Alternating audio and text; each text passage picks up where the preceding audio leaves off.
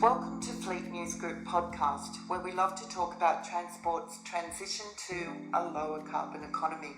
I'm Caroline Fall, and today I have a guest from New Zealand, Rebecca Wilson, Head of Business Energy Solutions at Z Energy, a retail network for fuel and EV chargers. Welcome, Rebecca. Thank you for having me. Firstly, as most of our audience is outside of New Zealand, can you tell us about Z Energy, who owns it and what it does? Sure. So for most, Z is probably best known as one of New Zealand's largest fuel retailers. However, we have evolved and we are now more of a modern energy company that plays quite an essential role in keeping New Zealand moving, and particularly drivers of transport.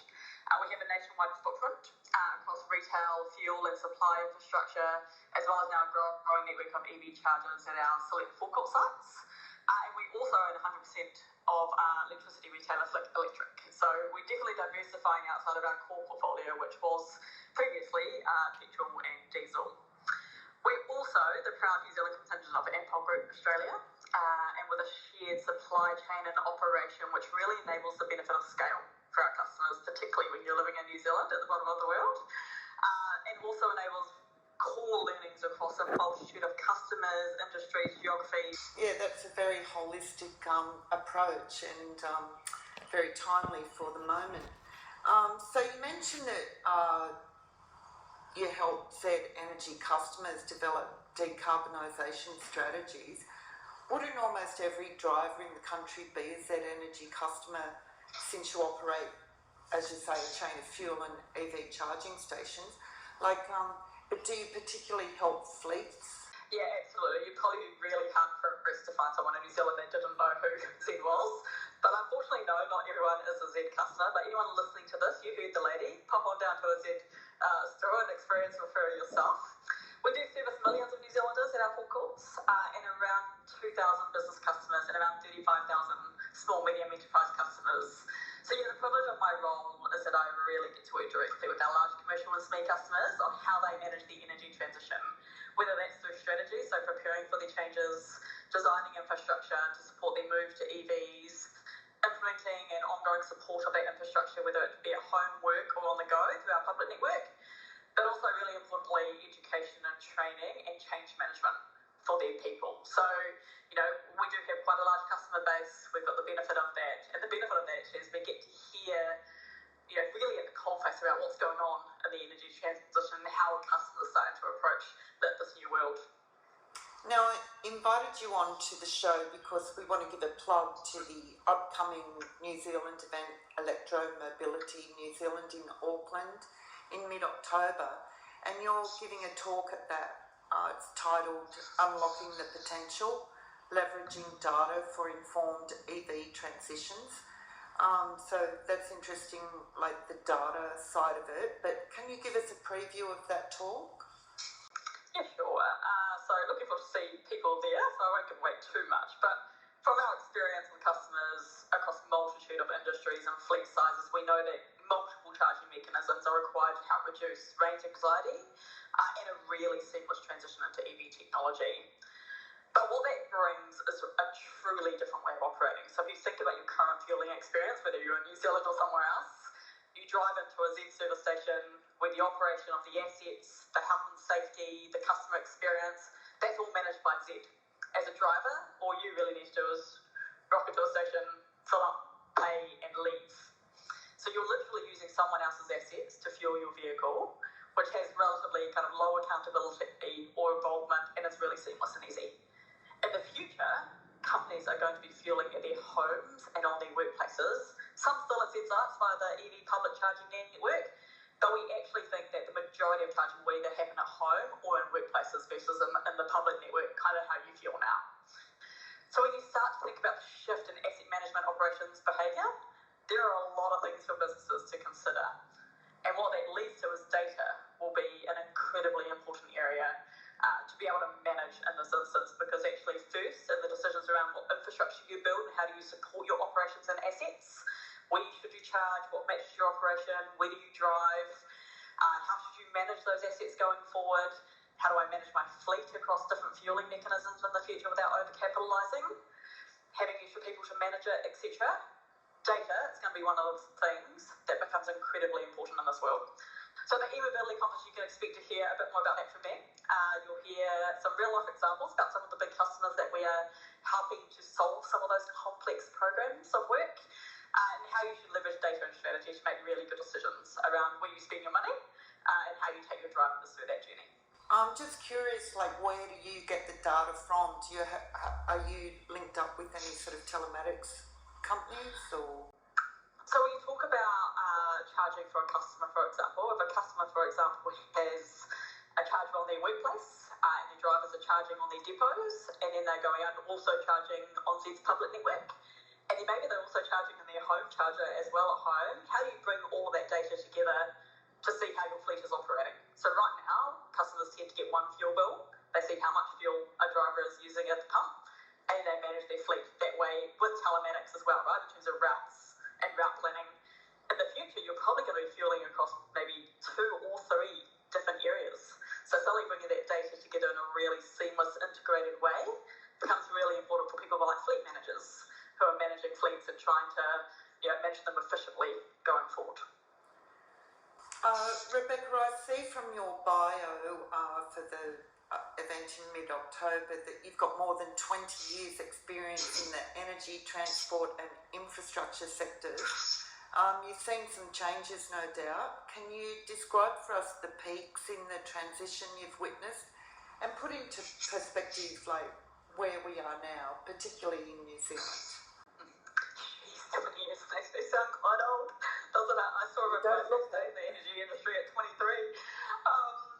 I think I might talk about the last 5 years specifically, because that's probably the most prevalent in this industry at the moment, as we've really started to see the discussion on climate change policy and therefore the related effects on particularly the transport sector and the reduction of emissions go on. Customers we work with, we see customers with really stringent targets around operational emissions, really closely aligned to the Paris Commitment and government goals. Most customers I work with have initial targets by 2030 and then really full targets by 2050. I think in the last few years we've seen a really strong movement into the transition of transport fuels, probably more than we've seen before. And I think this will only continue to grow as the technology continues to develop and it becomes much more normalised in the industry. There are a lot of factors I'd consider in this energy transition. We'll continue to see peaks and troughs of movement as things like government policy, economic climate, technological development, etc. really influence the trajectory of the uptake. But if we do reflect just for a moment on how far things have moved, and even just the last couple of years, if you think about battery technology has improved, range of vehicle has improved, infrastructure's developed to support the transition, uptake's continuing to grow, and it's not just the early adopters anymore, right? It's like the mainstream kind of mums and dads and even, those kind of new generational like teenagers getting into their first vehicles. So, I think we've seen quite a lot of growth in development in the last couple of years. And if you kind of overlay on top of that, and I just mentioned a little bit around generational change, and, I grew up only knowing petrol and diesel vehicles. Our parents and grandparents probably much earlier models than even I knew. And then you think about my son and my daughter who are 13 and 15, they're growing up in a household that has an EV. And so if I think about the conversation I've had with my son recently, who's 15 and is getting his driver's license next year, he started to talk to me about what vehicle I'm going to buy him. We'll leave the entitlement factor alone. But he's talking about an EV rather than a petrol vehicle now. So you're kind of seeing this generational shift as well. I think you'll see peaks and troughs over time, but it seems to be that generally the trajectory is growth in this industry. When you go out to businesses in New Zealand, and I don't know if you ever go outside of New Zealand, but what do you see? Like, are most business fleets now cognizant of what has to be done to transition to a lower carbon economy, or does it remain that there's a lot of education to do? Yeah, I'm really fortunate in my role that I get to work across Aotearoa, New Zealand and Australia. I have teams in Auckland, Wellington, Sydney and Melbourne, and work across Trans-Tasman, across Australia and New Zealand. Interesting, the themes for customers in both Australia and New Zealand are very, very similar, regardless of industry, actually. I think you start to get nuances when you've got kind of really specific industries that are quite hard to decarbonise, like, I don't know, mining or forestry or, some of those industries that are a bit more tricky. But you see very similar themes across both jurisdictions. customers are still grappling with how to start their energy transition, who to trust, what infrastructure to look at, how to deal with the change management and behavioural elements, which is a really large component of this, and mostly how to fund the energy transition, because it does require quite lumpy capital investment depending on which solutions you implement. What I do see from customers that we work with is really taking the time to educate themselves on how to approach it, how to enter into this realm of new technology, and most are really keen to do so. And I think most of that shift is occurring regardless that EV uptake is still relatively low in NZ and Australia, but it is growing month on month and year on year. So I still think there's a lot of misconceptions around EVs, and I think that stems largely from a bit of a fear of change. And when you think about change management principles, and when you're really uncertain or not sure what to do or what it may look like in 5 years' time, I think that's just normal human behaviour. And so that's where Zed and Ampol are really leaning into helping our customer base, because we live and breathe this industry every day, and it's moving really quickly, which makes it really hard for people to keep up with the changes in technology, particularly when it's on top of their day jobs. So we're really privileged to be able to fulfill that role for our customers and really help to bring that advice and that knowledge base to our customers to help them on their journeys. I wrote an article several years ago for a US publication I freelanced for regarding actually the first circular economy story I ever really came across. It was about recycling used motor oil containers and having drop-off points at your retail outlets for motorists to dispose of them. And it actually got a lot of international interest, and I believe people went to New Zealand to investigate it, and that plastic in those containers is a really high-grade plastic. But anyway, I love my guest talking about circular economy.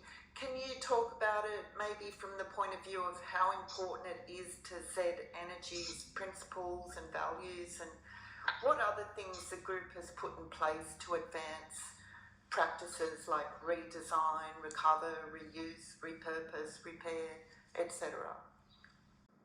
Yeah, look, Zed's most material impacts are the emissions created from the use of products we sell, fuel, essentially. And that's, still quite predominant in our industry. So actually our strategy to adapt our existing core business to offer energy solutions to make it easier for our customers to transition to more renewable transport energy is actually one of our strongest expressions of the circular economy.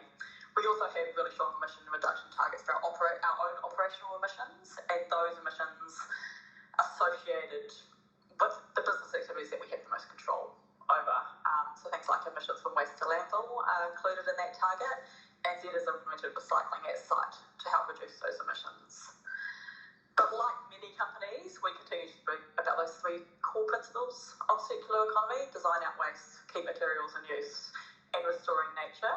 And we're really continuously working on areas of our business where we can make the biggest difference, and really working to understand how we can make all aspects of our business much more circular. We passionately are involved in the restoring nature piece of those 3. For example, Zed recognised pretty early on actually the importance of business investing in nature restoration, and we've established a $1 million annual biodiversity fund to contribute to improving the resilience of Aotearoa's native biodiversity. And then, like for an example, another one is particularly now this new energy transition space and some of the new equipment that we're using in terms of EV chargers, sourcing hardware that has a sustainable focus. So for example, one of our core suppliers in this space has implemented the use of biocircular plastics for their latest charger, and they also accept the returnable end-of-life units for disassembly and recycling. So look, still things to do, just like every other business. It's a progressional journey of each stage of our business, but definitely proud of some of the things we've already implemented. Is there anything that you've got to do with battery recycling? Yeah, it's a really interesting one as we head into this new space, right? Like, what do you do with the batteries that come out of EVs? So one of the core things I can actually think of is on our public network, where we put our chargers on our forecourt site. So in one of our North Island sites, we have taken an old bus battery and used that on our forecourt site to help shave the peak of EV charging. So EV charging is really peaky, right? So you kind of see massive peaks in the morning when people come and charge before work, and then you see it again at the end of the day.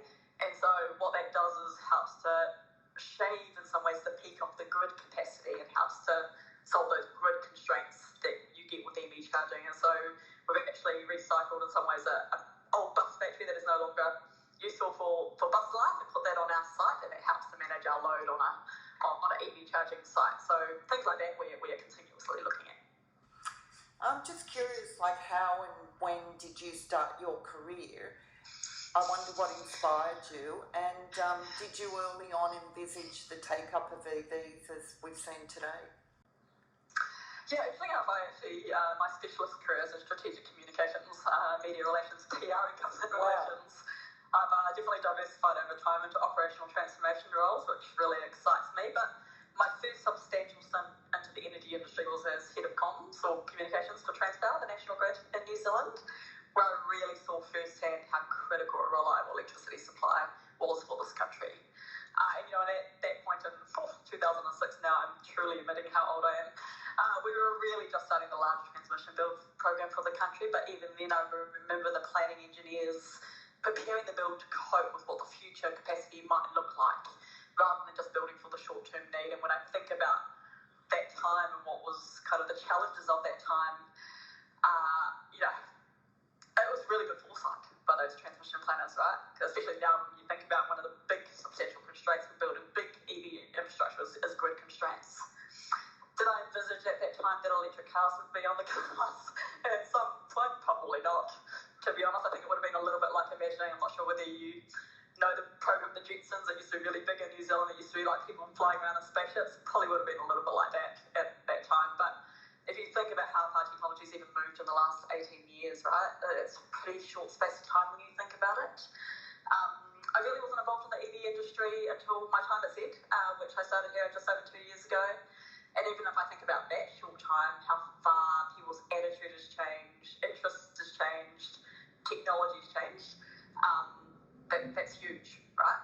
But when I think about that kind of specialist career in comms and change, it probably set me up really well for this space, because I often talk about the trifecta of successful EV charging, and one is, the vehicle, the infrastructure to support the vehicle, like charging infrastructure, and then the people and change component. You really need all three to kind of make it sing and hum. So really privileged to now be in this industry, loving my time with customers across Australia and New Zealand.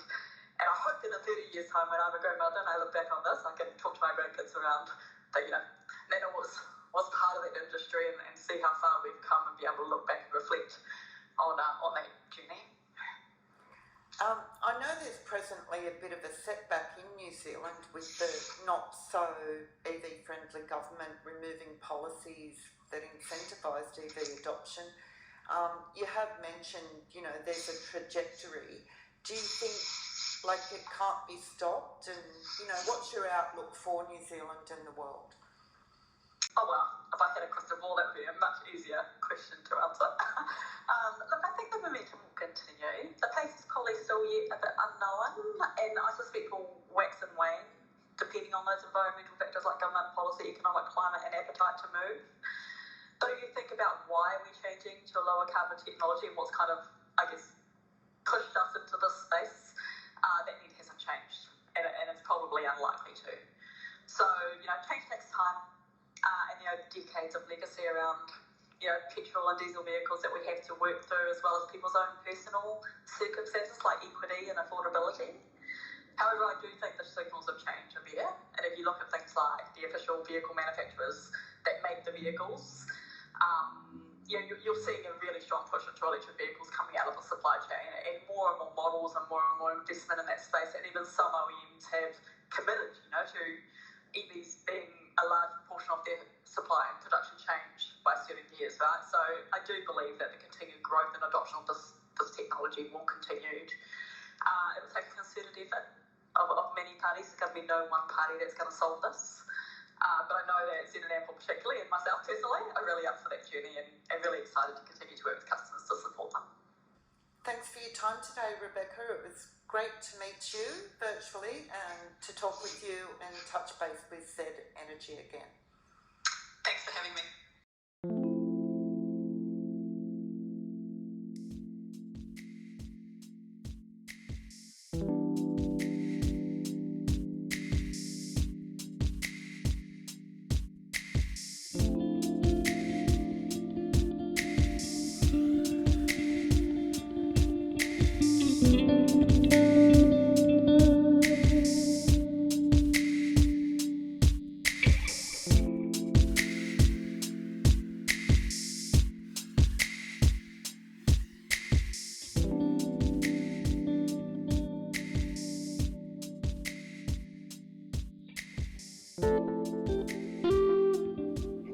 You've been listening to Fleet News Group podcast.